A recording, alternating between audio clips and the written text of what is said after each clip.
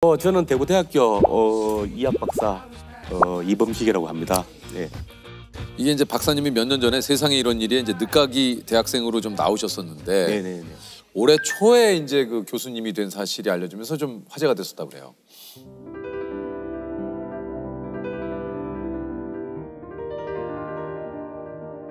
그때가 47살이었습니다.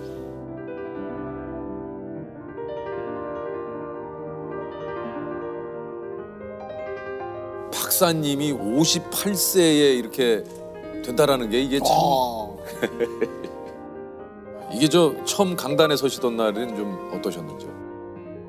저도 강단에 처음 서는 그런 입장이었고 학생들도 아마 저 같은 교수는 아마 처음 봤을 겁니다. 네, 그래서 과연 내가 학생들을 잘 가르칠 수 있겠나? 야, 이 교단에 첫 수업, 수업이 진짜 이게 너무 떨리셨을 것 같아요. 당연하죠. 지금 여기도 지금 많이 떨리고 있습니다. 아, 그러세요? 예. 아니 근데 이게 저 박사님은 원래 어떤 일을 하셨었습니까? 저는 전기 기사 일을 했었습니다. 전기 공사를 했습니다. 공사를 하셨던 일을 하신 거죠. 예. 근데 이제 이게 실례지만은 그 당시에 이제 사고가 나셔가지고 예. 그때 여러분들 밖에 나가면은 전봇대 있죠. 있죠. 예. 그 위에 제일 위에 있는 전선이 22,900볼트가 지나가는 그러한 그 전기입니다. 그래서 일반 가정용 전기 한 100배 정도 되죠. 그 전기 공사를 하다가 감전돼서 한 2주일 정도 깨어났다가 다시 혼수 상태에 빠지고 하면서 깨어나자마자 양팔을 절단해야 된다는 그러한 소식을 의사로부터 들었죠. 한마디로 이게 감전사고. 그렇습니다. 예. 이게 이제 박사님에게도 그렇고 가족분들에게도 사실 이게 쉽지만은 않은 결정이었을 것 같은데요. 가족들 특히나 이제 부모님들은 극렬 반대하셨죠. 절대적으로 안 된다. 생태 같은 데 사서 팔을 잘랐어야 되겠냐. 절대적으로 반대를 하셨지만 의사로부터 들은 이야기가 있습니다. 빨리 수술을 하지 않으면 감염이 돼서 목숨까지 위험해질 수 있다. 예, 위험해질 수 있다. 이래가지고 제가 가족들을 설득했죠. 꼭 해야 된다. 예. 그때 제 당시 나이가 22살이었어요. 22살에 사고가 나셨어요? 예.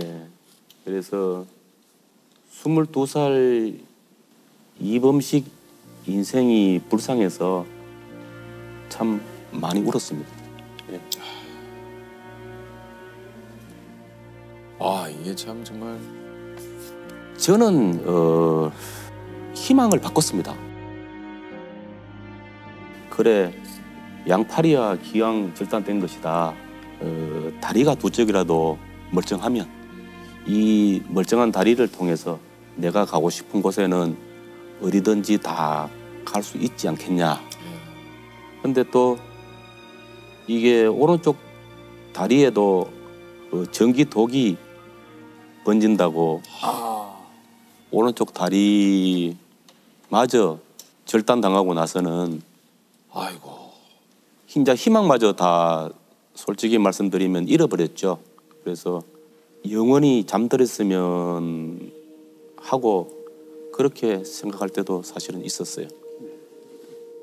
이게 뭐 지금이야 이렇게 얘기를 하시지만 병상에 계시면서 진짜 얼마나 수많은 생각이 또 드시고 하셨을까 하는 생각이 좀 듭니다. 내가 만약에 전기 일을 하지 않았다면 그리고 그날 그 현장에서 내가 일을 하지 않았다면 내가 가진 전 재산을 줘서라도 그 사고를 당할 그 시점으로 돌아갈 수만 있다면 돌아가서 나에게 그 자리에서 도망쳐 라고 이렇게 아마 이야기를 했었을 것입니다. 그런데 만약에라고 생각을 해봐야 마음만 더 아플 뿐이었습니다. 사실은 잠이 들었어요. 잠이 들었는데 새벽녘에 굉장히 환한 것을 느껴서 눈을 한번 떠봤어요. 눈을 떠보니까 그 사이에 눈이 더 내려서 바깥이 오유통 하얀색이었어요. 하얀색이었는데 그렇게 새하얄 수가 없었어요.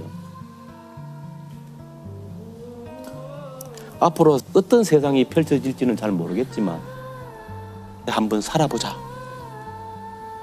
이런 마음을 굳혔습니다. 이렇게. 그러셨군요. 사실 식사하는 거 뭐 이런 모든 것들을 그렇죠. 어떻게 보면 이제 적응을 해 나가셔야 됐을 텐데. 맞아요. 어머니가 이제 밥을 먹여주시는데 반찬의 순서도 바뀌고 속도도 바뀌고 네. 이러니까 사실은 여간 힘든 것이 아니었어요. 아유, 뭐 여간 정도가 뭐 아니었겠죠. 네. 얼마나 힘드셨겠습니까? 예. 그래서 왼발로 한번 먹어보는 것이 어떨까? 왼발로? 요 생각을 했었어요. 예. 그래서 숟가락을 쥐고 왼발로 젓가락을 짚고 근데 이게 숟가락도 그럴 텐데 젓가락질을 이게 될 수가 있습니까? 숟가락은 한 1개월 정도 연습을 하셨어요? 예, 연습을 했고 젓가락은 이것을 벌리고 오므리고 하는데 6개월 걸렸습니다. 야, 그럼 그 꾸준히 그 연습을 하셨나요? 아, 그렇죠. 당연하죠. 그래서 그때 당시에 엄마가 그 담아준 그 김장김치 맛을 솔직히 뭐 아직까지 잊을 수가 없습니다. 그 젓가락으로 그 먹었던 그 김장김치 맛이 6개월 만에 그 젓가락으로 그 그렇습니다. 김장김치를. 야.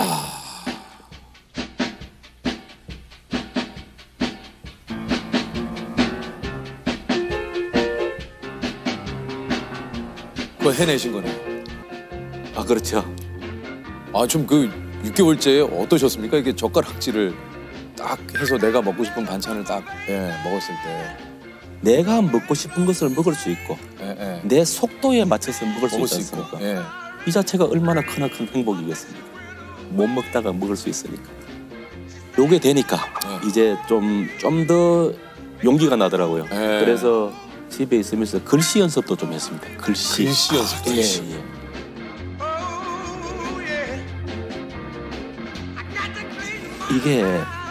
이게 말입니다. 제가 손으로 쓴 글씨를 왼발로 써도 그 글씨 형태가 나오더라는 거예요. 진짜요? 내가 예전에 썼던 그 글씨체가요? 예. 와, 어떻게 그게? 이 사람이란 굉장히 신기하지 않습니까, 그죠? 글씨 연습하고 뭐 타자 연습도 하고 이렇게 다시 세상으로 나갈 어떻게 보면 준비를 다시 했다. 이게 사실 저 옆에서 지켜보는 가족분들의 마음도 참 좀 그러셨을 것 같아요. 가족들 앞에서는 좀 많이 웃으려고 그랬어요. 일부러라도 좀. 예. 엄마가 저한테 항상 이렇게 이야기 부를 때는 시가 이렇게 부릅니다. 예, 시가. 그 천지신명께서 그 왼발 하나를 남겨둔 그것도 다 이유가 있을 거다. 그래서 힘들고 지치고 할 때 그 엄마의 그 따뜻한 그 마음과 그 지지가 저한테는 사실 큰 도움이 됐죠. 참 이게 또 참 어느 정도 일상생활을 하시게 될 수 있을 때 이게 또 회사에 또 나가셨다고 그래요. 아, 예. 91년도에 아버지가 돌아가셨어요. 제가 집안의 맞입니다. 내가 할 수 있는 일이 뭔지를 한번 찾아봤습니다. 그때 저에게 다가온 것이 컴퓨터였어요. 컴퓨터요? 예. 컴퓨터를 이제. 예. 컴퓨터를 제가 배우고 그 다음에 아는 형님 회사에 그 이제 취직을 했는데 하셨어요. 예. 그때 제가 맡았던 것이 이제 총무 그리고 이제 회계 요쪽을 제가 맡았는데 실질적으로 참 열심히 해도 그 일반 비장애인과의 이렇게 경쟁에서는 제가 사실 참 이길 수가 사실은 좀 없더라고요. 예, 그래서 사장님께서 부르시더니 회사 사정이 좀 힘들어지니까 넌 좀 관둬야 되겠다라고 이렇게 정리해고를 당했습니다. 그래서 제가 그때 사실 참 많이 울었습니다. 장애인이 되면서 사회에서 밀려나더니 또 사회에서 밀려나는구나. 그런 서글픈 생각이 들어서 참 많이 울었던 그런 기억이 있습니다. 그래서 장애인 컴퓨터 방문 강사라는 것을 알게 됐습니다. 아하. 장애인 가정에 내가 직접 가서 컴퓨터를 가르쳐주는 그런 일을 했었습니다. 참 진짜 대단하시네. 이게 이제 컴퓨터를 정말 또 어떻게 보면 또 이게 잘 배우신 게 그때 사모님을 만나셨다고 그래요? 이게 방문 강사를 하시다가 만난 겁니까? 아니면은 채팅하다가. 아 이거 두 분 또 채팅을 이거 접속 아닙니까? 맞습니다. 접속 중 우리 한석규 형이랑 장도연 누나 전도연 씨 여기 계셨네.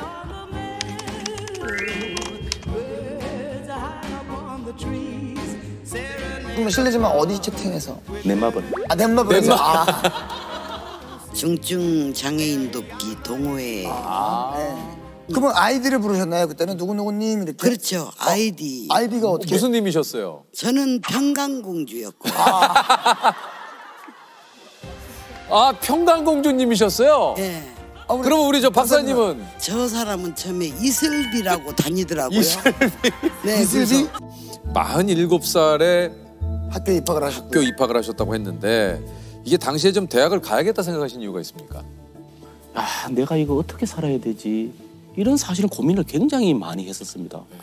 그때 이제 저희 아내가 그러면 공부를 한번 해봐라 라는 이런 조언이 있어가지고 진짜 아까도 얘기 드렸습니다만 이게 좀 쉽지는 않으셨을 것 같아요.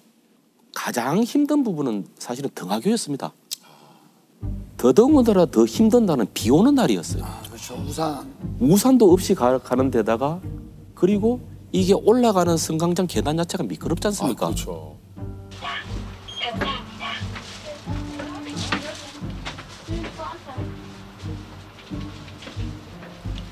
가뜩하다가 조금 삐끗이라도 하면 그 미끄러지시면 또 큰일 그렇죠. 나죠. 진짜 좀 목숨 걸고 다니는 일이다. 또 한 가지는 이제 그 학교 갔으면 교수님께서 이렇게 뭔가 말씀하시 필기를 해야 되지 않습니까? 그러니까요. 이제 교수님께 그 양해를 얻어가지고 교수님 앞으로 가서 앉아가지고 이제 왼발로 책에다가 이제 줄도 끊고 그리고 노트에다 필기도 하고 그렇게 학교 생활을 계속했죠. 아니 근데 이렇게 그렇게 노력한 끝에 이게 장학금을 또 받으셨다 그래요. 제가 우리 과에서 4등을 했습니다. 정말로 열심히 했어요. 그 일반 우리 친구들 2배, 3배 정도 했다라고 이렇게 보면 타당할 것 같습니다. 네. 앞으로 또 이뤄보고 싶은 계획이 좀 있으십니까? 그 일자리 지원 센터 같은 것을 하나 만들어 가지고 장애인들에게 일자리를 좀 제공해 주고 싶고 또 하나는 힘들고 어려운 사람들에게 희망과 용기를 전해 줄 수 있는 하나의 희망의 전도사가 되고 싶다. 이런 말씀을 좀 드리고 싶습니다. 우리 또 오늘 저 뭐 교수님을 통해서 또 많은 거를 또 오늘 또 저희가 느끼고 배웁니다. 예. 아닙니다. 우리가 실질적으로 이 장애라는 것은 신체 기능 중에 일부분의 불능 상태를 우리는 장애라고 그래요. 그런데 우리는 장애인이라 그러면서 모든 부분이 다 장애인 것처럼 이렇게 판단하는 경향이 있어요. 저는 이 장애 위에다가 자꾸 덧칠을 하는 것이 문제라고 봐요. 장애인은 저럴 것이다. 장애인은 이럴 것이다. 우리가 이렇게 하면 저분들은 어떻게 생각을 할 것이다. 그 사람은 그냥 그 장애인이 돼버리는 거예요. 그 장애인이 그냥. 그 부분만 좀 마음속에 가지시면 좀 장애인들을 이렇게 좀 대할 때도 편하게 대하지 않으실까 저는 그런 생각을 합니다. 이게 참 얘기를 듣고 보니까 저희가 조금이라도 이게 뭔가 조금 공부가 된다고 할까요? 우리와 다른 점이 있어서 불편함을 느끼시는 것 뿐인데. 그렇죠. 그러니까 그런 불편함도 장애를 느끼는 것에만 극한이 돼야지 그렇죠. 모든 것에 다 이게 할 수 없다. 이렇게 생각하는 것은 그건 좀 잘못된 것이다. 맞습니다. 그러면 그건 편견이다. 라는 얘기신 거죠. 그러니까 참 굉장히 중요한 얘기인 맞습니다. 것 같아요. 예. 제가 살아가던 80년대는 저 장애인이라는 소리도 안 했어요. 병신이라고 이야기하고. 눈이 좀 누구는 큰 사람이 있고 눈이 좀 작은 사람이 있듯이 그 몸이 조금 불편한 사람이 있고 나름대로 건강한 사람이 있다. 이런 형태로 좀 봐줬으면 좋겠어요. 기왕이면 몸이 많이 불편한 사람을 사회에서 포용하고 사회에 진출할 수 있는 길을 열어준다면 우리나라가 정말 아름다운 그런 사회가 되지 않을까.